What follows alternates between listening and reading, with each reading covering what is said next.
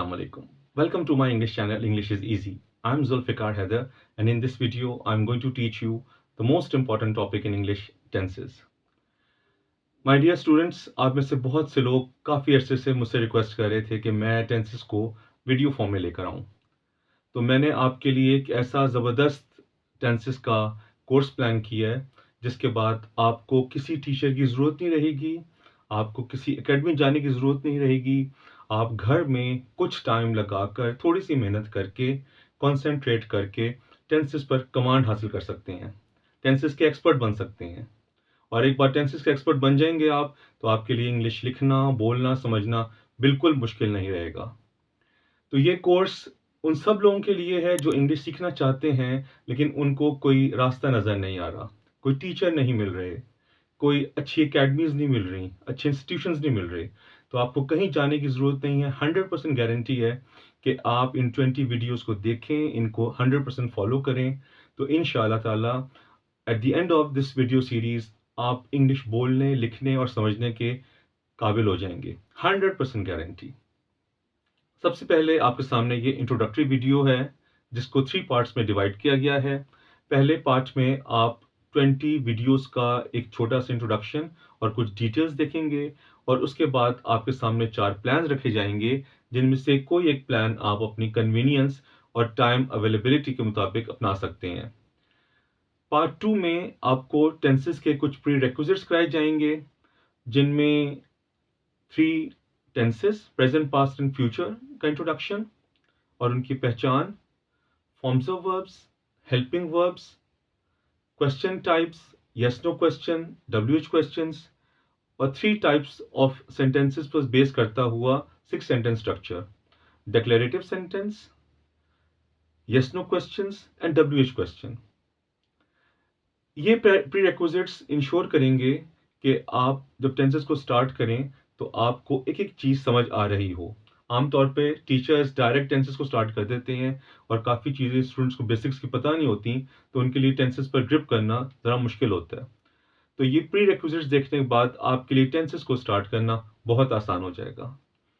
Part 3 में आपको 12 tenses का एक रिव्यू दिया जाएगा और इससे आपको मालूम हो जाएगा कि 12 टेंसेस कौन से हैं, इनकी पहचान क्या है, इनके नाम क्या हैं और फिर इनको कंपेयर करते हुए आपके लिए टेंसेस को सीखना बहुत आसान हो जाएगा और फिर आपको सही समझ आएगा कि टेंसेस आर वेरी इजी।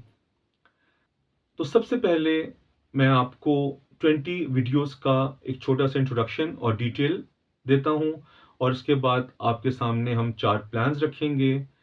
इनमें से आप कोई एक प्लान चूज़ करके उसके मुताबिक टेंसेस को प्रिपेयर कर सकते हैं। अब आपके सामने ये 20 वीडियोस का एक इंट्रोडक्शन आ गया है। आप देख सकते हैं कि देयर आर 20 वीडियोस और हर वीडियो के नंबर के साथ इनका टाइटल है। फर्स्ट वीडियो आपके सामने चल रही है इंट्रोडक्शन टू टेंसेस और इसके बाद video number 2 to video number 13 तमाम 12 टेंसेस की इंडिविजुअल वीडियोज़ हैं और हर वीडियो में आप उनके यूजेस, उनके स्ट्रक्चर, उनको बनाने के तरीके, उनके एग्जांपल्स और उनके एक्सरसाइजेस देखेंगे। और आपको मैं स्ट्रिक्टली एडवाइस कर चुका हूँ, स्ट्रांगली एडवाइस कर चुका हूँ कि आपने किसी नेक्स्ट वीडियो पे नहीं जाना जब तक कि आपको पिछली वीडियोस रिवाइज़ ना हो गई हों और आपको अच्छी तरह कमांड ना हो गई हो। तो आपने video number 2 present simple tense तब जाना है जब आपको ये कंफर्म्ड हो, आप श्योर हों कि आपको इंट्रोडक्शन टू टेंसेस में दिए गए तमाम कॉन्सेप्ट्स अच्छी तरह समझ आ गए हैं। तो वीडियो नंबर 14 में सीक्वेंस ऑफ टेंसेस में आपने video number 2 to video number 13 जो इंडिविजुअल टेंसेस सीखे होंगे, आप वीडियो नंबर 14 में ये सीखेंगे कि किस तरह हम एक सेंटेंस में, एक पैराग्राफ में या किसी भी राइटिंग में, लेटर, रिपोर्ट, आर्टिकल, स्पीच या किसी भी टाइप ऑफ एसे में एक से ज़्यादा टेंसेस को, मल्टीपल टेंसेस को एक साथ कैसे यूज़ करते हैं। और वीडियो नंबर 15 में आप सीखेंगे कि किस सब्जेक्ट के साथ कौन सा वर्ब लगाना है।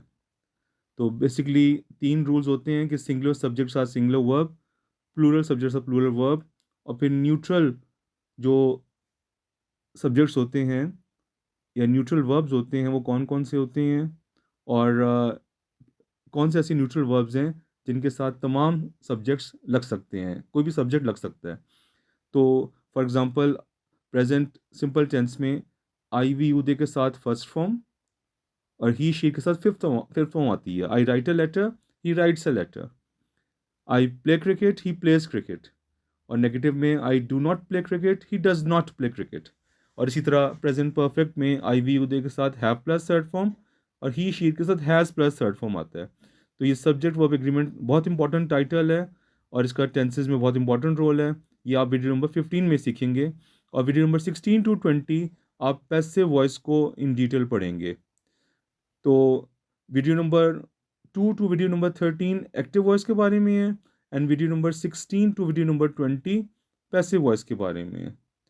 तो एक्टिव पैसिव दोनों बहुत इंपॉर्टेंट हैं। ज़्यादातर एक्टिव वॉइस यूज़ करते हैं, लेकिन आपको पैसिव वॉइस का भी इस्तेमाल और इसका पर्पस मालूम होना चाहिए। तो ये 20 वीडियोस आपके सामने हैं और अब आपके सामने 4 प्लान्स मैं लेकर आ रहा हूँ, जो आपने अपनी मेंटल एबिलिटी, अपनी फिजिकल कैपेसिटी के मुताबिक उनमें से एक प्लान चूज़ करना है। जो बिगिनर्स हैं, जिनको इंग्लिश का कुछ नहीं पता या इंग्लिश बहुत कम आती है या वो शुरू से टेंसेस सीखना चाहते हैं, तो उनके लिए जो बेस्ट ऑप्शन है वो ऑप्शन नंबर 1 है, 20 डेज़ प्लान। और जो बहुत अच्छे इंग्लिश में हैं और इंग्लिश को रिवाइज़ करना चाहते हैं या वो समझते हैं कि वो 3-4 दिन में इंग्लिश को इम्प्रूव कर सकते हैं, जिनके पास टाइम कम हो, जिन्होंने कोई एग्ज़ाम जैसे आइल्स का या टोफल का, पीटी का एग्ज़ाम बुक कराया हो, या जिनका ओ ए लेवल्स का एग्ज़ाम करीब आ रहा हो, या कोई भी एग्ज़ाम करीब हो, या वो समझते हैं कि वो 3-4 दिन में टेंसेस को कवर कर सकते हैं, तो उनके लिए बेस्ट ऑप्शन है प्लान नंबर 4 3 डेज़ का। और इसी तरह प्लान नंबर 2 10 डेज़ का और प्लान नंबर 3 6 डेज़ का। ये भी आपने अपनी एबिलिटीज़ और अपनी कैपेसिटी के मुताबिक प्लान करना है, लेकिन साथ आपने आवर्स देख लें, ये मिनिमम आवर्स हैं जो आपने इस प्लान में डेली लगाने हैं। तो बेहतर प्लानिंग के साथ, डिटर्मिनेशन के साथ और प्रैक्टिस के साथ आप इजीली इस वीडियो कोर्स को 100% सक्सेसफुली अटेम्प्ट कर सकते हैं।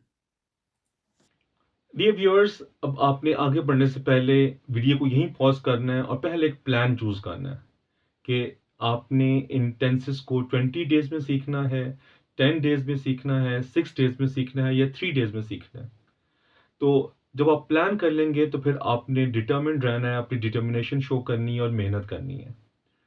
तो 12 टेंसेस के इंट्रोडक्शन पर आने से पहले अब हम जल्दी से जो प्री रिक्विजिट सेंटेंसेस के वो बातें जो टेंसेस को शुरू करने से पहले हमें आनी चाहिए, उनको हम जल्दी से देखेंगे और आपने इनको अच्छी तरह समझना है।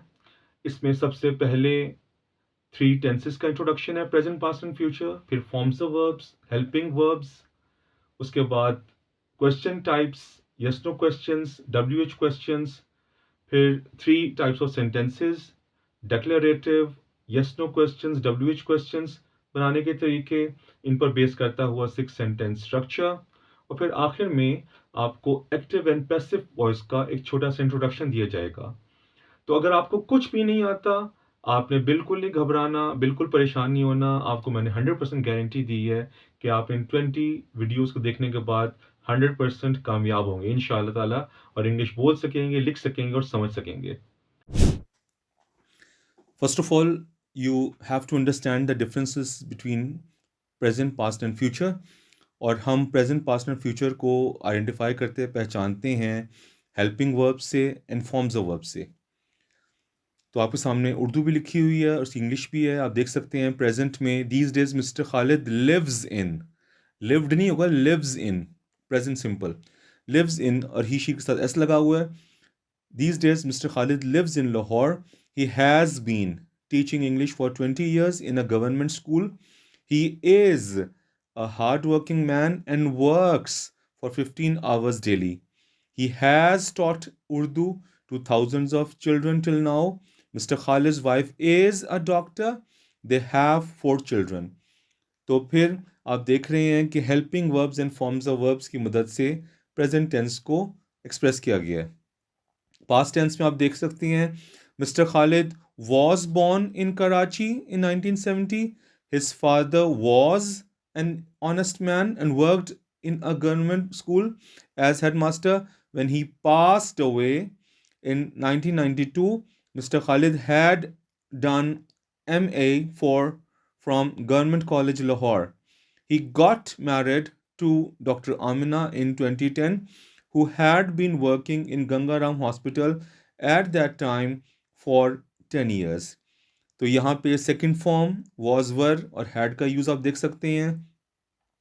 फ्यूचर में when mister Khalid comes back home, future में आमतौर पे हम विल, व्हेन, इफ़ और दूसरे जो सबऑर्डिनेट कंजंक्शंस हैं उनके साथ हम विल नहीं लगाते. ये आप सीक्वेंस ऑफ टेंसेस में वीडियो नंबर 14 में इन डिटेल लर्न करेंगे.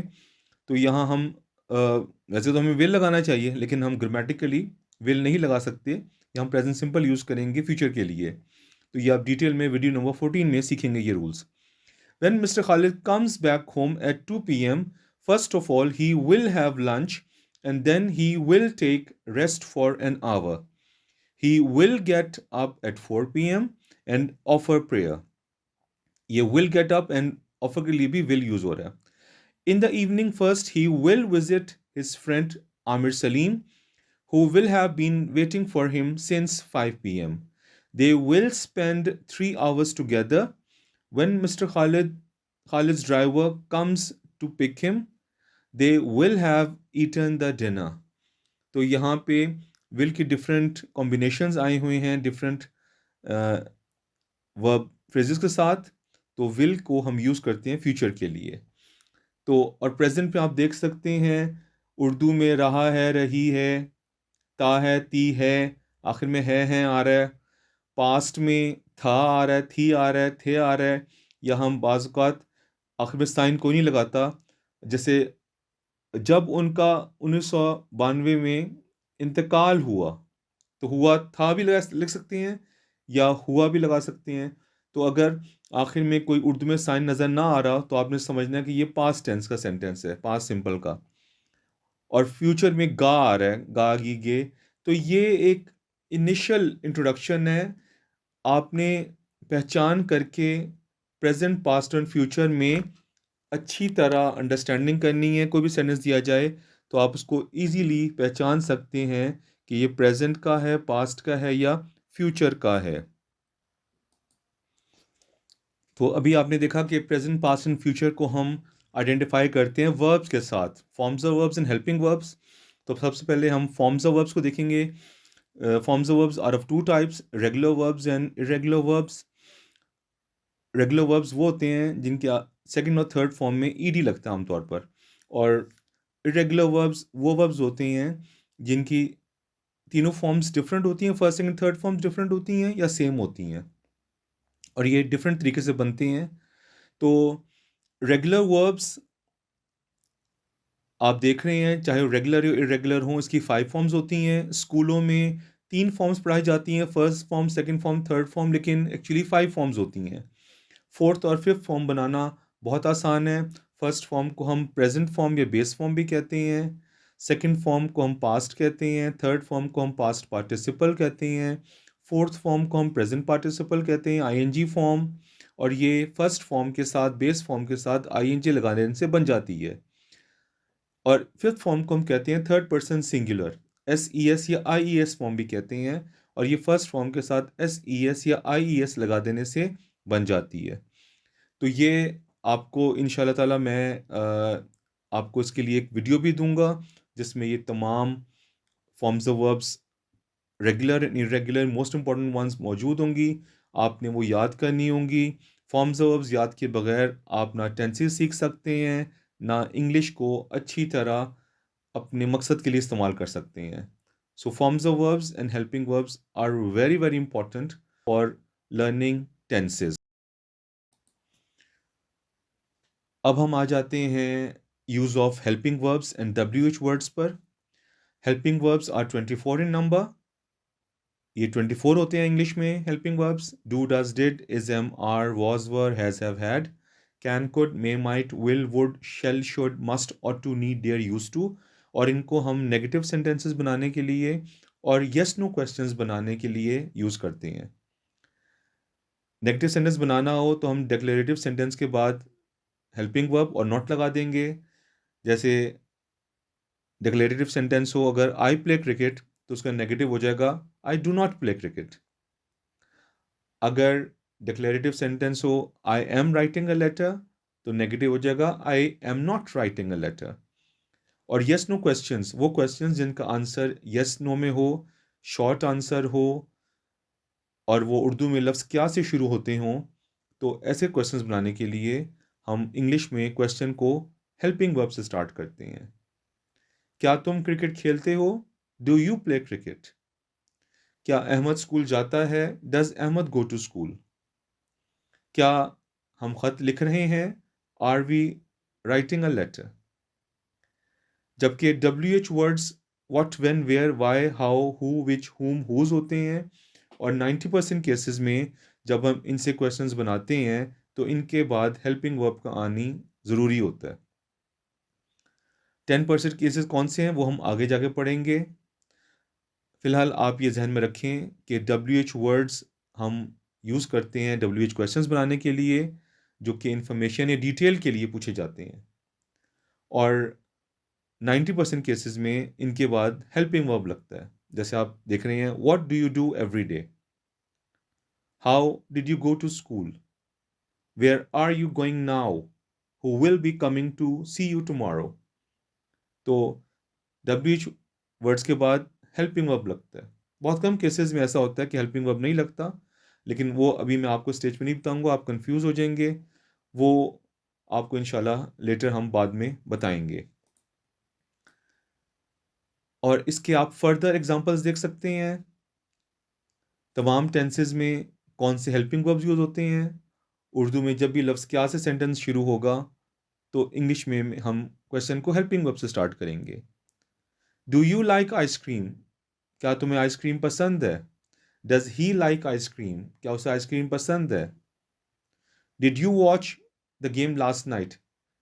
क्या कल रात तुमने गेम को देखा था, खेल देखा था या खेल देखा?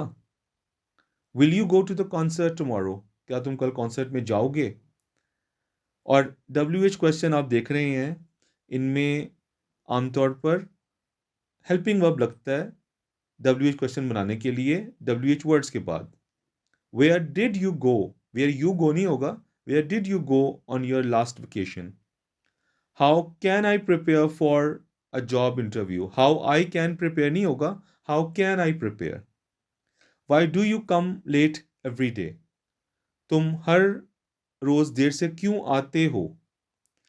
वाई यू कम नहीं कहा, वाई डू यू कम कहा।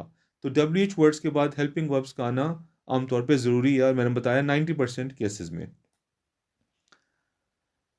तो अगर मैं इन सब को समराइज करूं तो आपने टेंसेस सीखने के लिए इस 6 सेंटेंस स्ट्रक्चर पे कमांड हासिल करनी है और इस 6 सेंटेंस स्ट्रक्चर में आप एक्चुअली 3 फॉर्म्स ऑफ सेंटेंसेस देख रहे हैं। एक डिक्लेरेटिव जो सब्जेक्ट से शुरू होता है और फुल स्टॉप पे ख़त्म होता है, जिसमें आप कोई इंफॉर्मेशन दे रहे होते हैं या स्टेटमेंट बयान कर रहे होते हैं। फर्स्ट इसमें आप देखें सब्जेक्ट से स्टार्ट होता है और सेकंड इसके आखिर में फुल स्टॉप लगता है, positive negative. Yes no question helping verb से शुरू होता है और आखिर में क्वेश्चन मार्क लगता है। यस नो क्वेश्चंस की उर्दू लफ्ज़ क्या से शुरू होगा? Does Imran play cricket? क्या इमरान क्रिकेट खेलता है? Does Imran not play cricket? क्या इमरान क्रिकेट नहीं खेलता है? और यस नो क्वेश्चन में जब नॉट लगाएंगे, नेगेटिव इंट्रोगेटिव लगाएंगे तो वो सब्जेक्ट के बाद लगेगा। Does not Imran play cricket नहीं होगा, does Imran not play cricket. और इस तरह जब WH क्वेश्चन बनाएंगे तो WH क्वेश्चन के बाद हेल्पिंग वर्ब का आना ज़रूरी है 90% केसेस में। Why does Imran play cricket? Why Imran plays cricket नहीं होगा या why Imran does play cricket नहीं होगा। Why does Imran play cricket question mark. और इसमें आप देख रहे हैं कि नॉट गलत लगा हुआ है या सही लगा हुआ है। आप बताएं Y does Imran not play cricket. तो आपको मालूम होना चाहिए जैसे कि मैंने ऊपर बताया है कि does Imran not play cricket, तो नीचे भी why does Imran not play cricket होगा। Why does not Imran play cricket नहीं होगा। इंट्रोगेटिव क्वेश्चन को जब हम नेगेटिव इंट्रोगेटिव बनाएंगे, कोई ऐसा सवालिया जुमला जिसमें नॉट आ रहा हो, मनफी सवालिया जुमला, नेगेटिव इंट्रोगेटिव, तो नॉट हमेशा सब्जेक्ट के बाद आएगा। यस नो क्वेश्चन में does Imran not play cricket, और WH क्वेश्चन में why does Imran not play cricket. तो आगे आप जो टेंसेस की इंडिविजुअल वीडियोस देखेंगे उनमें हम इन 6 सेंटेंस स्ट्रक्चर को रेगुलरली प्रैक्टिस करेंगे। हर टेंस का अपना हेल्पिंग वर्ब होता है, अपना फॉर्मा वर्ब होता है, जो आप जल्द ही 12 टेंसेस के ओवरव्यू में देखेंगे। और उसके लिए उसके बाद जो आपने चीज़ प्रैक्टिस करनी है हर टेंस में, कि किस तरह एक टेंस के एक सेंटेंस को हम किस तरह 6 सेंटेंस स्ट्रक्चर में कन्वर्ट करते हैं। तो उसके 3 पार्ट्स हैं, declarative, positive negative, yes no question, positive negative, WH question, positive negative. अब हम प्री रिक्विजिट्स फॉर टेंसेस के लास्ट पार्ट पर आ गए हैं, जो कि एक्टिव एंड पैसिव वॉइस के बारे में है। और एक्टिव एंड पैसिव वॉइस को डिटेल में आप वीडियोस 16 to 20 में स्टडी करेंगे, समझेंगे। फ़िलहाल मैं आपको एक छोटा सा इंट्रोडक्शन दे रहा हूँ एक्टिव एंड पैसिव वॉइस का। और एक्टिव एंड पैसिव वॉइस के कॉन्सेप्ट को समझने के लिए ज़रूरी है कि आपको सब्जेक्ट, वर्ब, ऑब्जेक्ट का मतलब पता हो और इसका कॉन्सेप्ट क्लियर हो। इंग्लिश का कोई भी सेंटेंस बनाने के लिए हमारे पास सब्जेक्ट और वर्ब का होना ज़रूरी है। सब्जेक्ट कहते हैं काम करने वाले को, और वर्ब कहते हैं जो काम हमने किया या करते हैं। तो सब्जेक्ट को डूअर भी कहते हैं और वर्ब को एक्शन भी कहते हैं। और जिस चीज़ पर या शख्स पर को काम होता है तो उसको ऑब्जेक्ट कहते हैं। वैसे तो सब्जेक्ट एंड वर्ब किसी भी सेंटेंस को बनाने के लिए काफ़ी हैं, लेकिन अगर ऑब्जेक्ट ना हो तो सेंस ज़्यादा क्लियर नहीं होती। जैसे अगर आप कहें आई रोट, मैंने लिखा, तो वो तो बात समझ आ गई कि लिखने का अमल किया सब्जेक्ट आई ने, लेकिन क्या किया, किस पर किया, ये क्लियर नहीं है। तो लेटर और लेटर ने सेंस कंप्लीट की कि मैंने ख़त लिखा, सेंस को और क्लियर किया। तो सब्जेक्ट कहते हैं काम करने वाले को, डूअर को, वर्ब कहते हैं एक्शन को, और ऑब्जेक्ट कहते हैं जिस पर एक्शन होता है, रिसीवर ऑफ द एक्शन। तो अब आपके सामने एक्टिव एंड पैसिव वॉइस का एग्जांपल्स भी हैं, डेफिनेशंस भी है। इंग्लिश में बात करने के 2 तरीके हैं, एक active voice and passive voice. Active voice में सब्जेक्ट की इम्पोर्टेंस ज़्यादा होती है। सब्जेक्ट क्या होता है हम पढ़ चुके हैं, काम करने वाला, ये जो काम करता है वर्ब के ऊपर। और वर्ब जो काम होता है, वर्ब की 5 फॉर्म्स एक्टिव वॉइस में यूज़ हो सकती हैं। कोई भी फॉर्म यूज़ हो सकती है, first form, second form, third form, fourth form, fifth form. लेकिन पैसिव वॉइस में आप येलो कलर में हाईलाइट देख रहे हैं, थर्ड फॉर्म यूज़ होती है। तो पैसिव में हमेशा वर्ब की थर्ड फॉर्म यूज़ होती है। Subject, verb, object, I write a letter, और पैसिव में बन जाएगा a letter is written by me. पहले ऑब्जेक्ट आएगा, फिर वर्ब आएगा, और फिर सब्जेक्ट आएगा। अब आपके सामने फर्दर एग्जांपल्स आ रहे हैं जिसमें आप देख सकते हैं कि एक्टिव में सब्जेक्ट, फिर वर्ब, फिर ऑब्जेक्ट, लेकिन पैसिव में ऑर्डर चेंज हो जाता है। Object takes the place of the subject and subject goes to the place of the object. Active में he is playing a cricket, cricket is being played by him. Active, we have passed all the tests. Passive, all the tests have been passed by us. Active, do you teach your brother? Passive, is your brother taught by you? Active, my father will help you. Passive, you will be helped by my father. तो आप देख सकते हैं कि active voice में कोई भी form use हो सकती है टेंस के मुताबिक, लेकिन पैसिव वॉइस में हमेशा थर्ड फॉर्म यूज़ होती है। ये प्री रिक्विजिट्स आपके लिए टेंसेस को स्टार्ट करना और टेंसेस को समझना बहुत आसान बना देते हैं।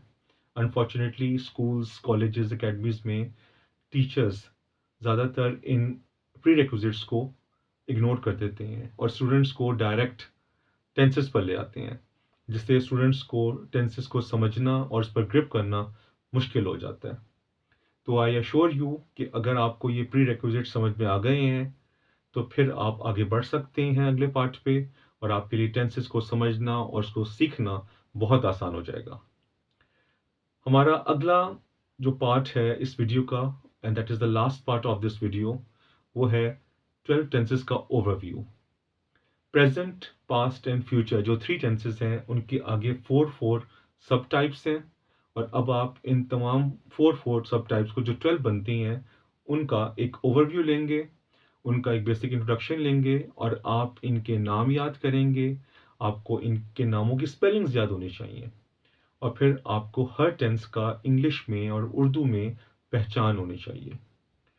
तो best of luck, and I hope कि इस ओवरव्यू के बाद आपके लिए टेंसेस को इंडिविजुअली पढ़ना और आगे बढ़ना बहुत आसान हो जाएगा।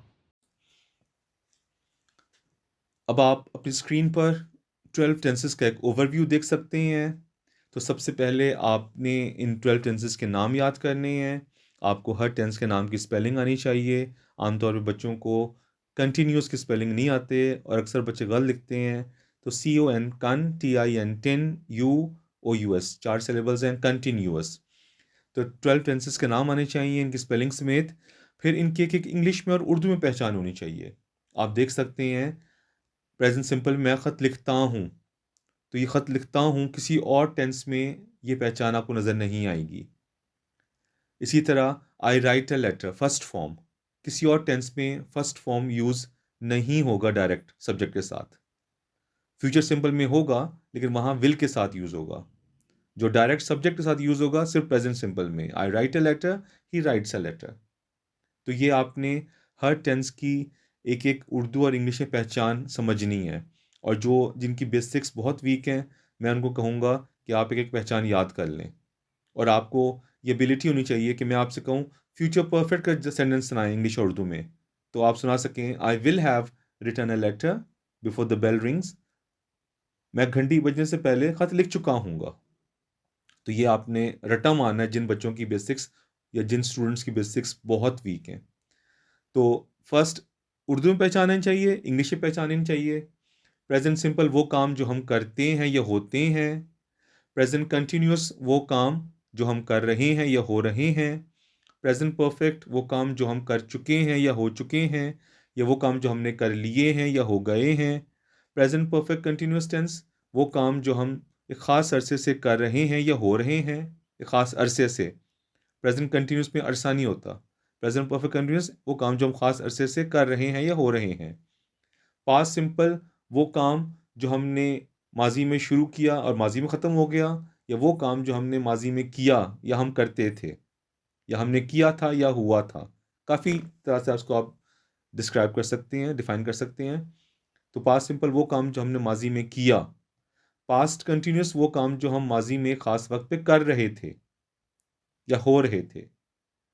पास्ट परफेक्ट वो काम जो माजी में किसी काम से पहले मुकम्मल हो चुके थे या हो गए थे। तो पास्ट परफेक्ट को हम पास्ट ऑफ पास्ट भी कहते हैं, या आप डिटेल पास्ट परफेक्ट की इंडिविजुअल वीडियो में देखेंगे। तो पास्ट परफेक्ट वो काम जो किसी काम से पहले पास्ट में मुकम्मल हो चुके थे या हो गए थे या हमने कर लिए थे। पास्ट परफेक्ट कंटिन्यूस वो काम जो माजी में एक ख़ास वक्त पे शुरू हुए और एक ख़ास वक्त तक जारी थे, या वो काम जो हमें करते हुए माजी में कुछ अरसा हो चुका था, या हम माजी में ख़ास अरसे से कर रहे थे या हो रहे थे। कई तरह से डिफ़ाइन कर सकती हैं सिंपल वर्ड्स में। वो काम जो हमें ख़ास माजी में ख़ास अरसे से कर रहे थे या हो रहे थे। फ्यूचर सिंपल वो काम जो हम मुस्तकबिल में करेंगे या होंगे, वो काम जो हम करेंगे या होंगे। फ्यूचर कंटिन्यूस वो काम जो हम मुस्तकबिल में एक ख़ास मौके पे कर रहे होंगे। I will be writing a letter, आप लगा सकते हैं टुमारो मॉर्निंग, मैं कल सुबह ख़त लिख रहा हूँगा। तो वो काम जो मुस्तकबिल में कर रहे होंगे या हो रहे होंगे। फ्यूचर परफेक्ट वो काम जो मुस्तकबिल में एक काम से पहले मुकम्मल कर चुके होंगे। पास्ट परफेक्ट में आप बताते हैं वो काम जो माजी में काम से पहले मुकम्मल हो चुका था, और फ्यूचर परफेक्ट में वो काम जो एक माजी फ्यूचर में किसी काम से पहले मुकम्मल हो चुका होगा। फ्यूचर परफेक्ट कंटिन्यूस टेंस वो काम जो फ्यूचर में मुस्तकबिल में एक ख़ास वक्त में एक ख़ास अरसे से हो रहा होगा। I will have been writing a letter since morning, मैं सुबह से ख़त लिख रहा हूँगा। वो 2025 सन 2025 से एमए की तैयारी कर रहा होगा। हम सन 2030 से पाकिस्तान में रह रहे होंगे। वो काम जो मुस्तकबिल में ख़ास अरसे से आप कर रहे होंगे। तो हर टेंस की उर्दू में डेफिनेशन अलग, उर्दू और इंग्लिश में इनकी पहचान अलग अलग, और इनको आप इन डिटेल इंडिविजुअल वीडियोस में वीडियो नंबर 2 to 13 में पढ़ेंगे, और आपको हर टेंस का जो 6 सेंटेंस स्ट्रक्चर है वो हम सिखाएंगे, और आपको उसको समझ के आगे बढ़ना होगा। तो इस ओवरव्यू में आपने देखना है 12 टेंसेस के नाम, इनकी स्पेलिंग्स, इनका जो एक एक डिक्लेरेटिव सेंटेंस में पॉजिटिव सेंटेंस बना के दिया गया है वो नज़र आएगा, इनके जो नेगेटिव क्वेश्चंस बनाने का तरीका और एग्जांपल्स, और interrogative questions, yes no questions और डब्ल्यूएच क्वेश्चंस बनाने का तरीका और एग्जांपल्स और स्ट्रक्चर, ये सारा आप video number 2 to video number 13 में इंडिविजुअली देखेंगे और समझेंगे। So dear students, congratulations, आपने सक्सेसफुली इस इंट्रोडक्टरी वीडियो के तीनों सेगमेंट्स को कंप्लीट किया और कवर किया है, और अब at the end of this video आप इस काबिल हैं कि इन 12 टेंसेस को पहचान सकते हो इंग्लिश में और उर्दू में। और अगर मैं आपको मिलियंस ऑफ सेंटेंसेस दूं तो आप यकीनन ईजीली, कन्वीनियंटली और कंफर्टेबली, आसानी के साथ किसी भी टेंस को पहचान सकते होंगे और उसका एग्जाम्पल पकड़ सकते होंगे, उसको निकाल सकते होंगे। Well done. सो हम अब अगले स्टेज पे जाते हैं, इन 12 टेंसेस की इंडिविजुअल वीडियोस देखते हैं, video number 2 to video number 13, और इसको अच्छी तरह समझने के बाद, प्रैक्टिस करने के बाद आपने वीडियो नंबर 14 पे आना है, सीक्वेंस ऑफ टेंसेस, जिनमें आप सीखेंगे कि किस तरह हम इन 12 टेंसेस को एक सेंटेंस में, एक पैराग्राफ में या किसी भी राइटिंग में इकट्ठे यूज़ करते हैं। हम मल्टीपल टेंसेस को एक ही सेंटेंस में, एक ही पैराग्राफ में, एक राइटिंग में, लेटर हो, रिपोर्ट हो, आर्टिकल हो, स्पीच हो या नैरेटिव हो या कोई भी ऐसे हो या अपनी कन्वर्सेशन हो, अपनी स्पीच में किस तरह हम मल्टीपल सेंटेंसेस को यूज़ कर रहे होते हैं। लास्ट में मैं आपको स्ट्रांगली एडवाइस करूँगा कि आपने एक वीडियो को देखना है, समझना है, प्रैक्टिस करना है, उस पर एक्सपर्ट होने के बाद अगले वीडियो पे जाना है, और हर वीडियो के साथ जो आपको प्लान दिया गया है, आपने regularly 10, 20, 30 forms of verbs daily याद करनी है, ताकि टेंसेस के साथ साथ आपके फॉर्म्स ऑफ वर्ब्स भी स्ट्रॉन्ग होते रहें। याद रखें, फॉर्म्स ऑफ वर्ब्स हमारी फर्स्ट वोकैबुलरी है, और फॉर्म्स ऑफ वर्ब्स की फाइल का लिंक मैंने आपके साथ शेयर कर दिया हुआ है, तो आप रेगुलरली फॉर्म्स ऑफ वर्ब्स को भी याद करना शुरू करें। So best of luck, and I assure you by the end of these 20 videos you will be able to use English comfortably. आप आसानी के साथ इंग्लिश लिख सकेंगे, बोल सकेंगे, समझ सकेंगे और कम्युनिकेट कर सकेंगे।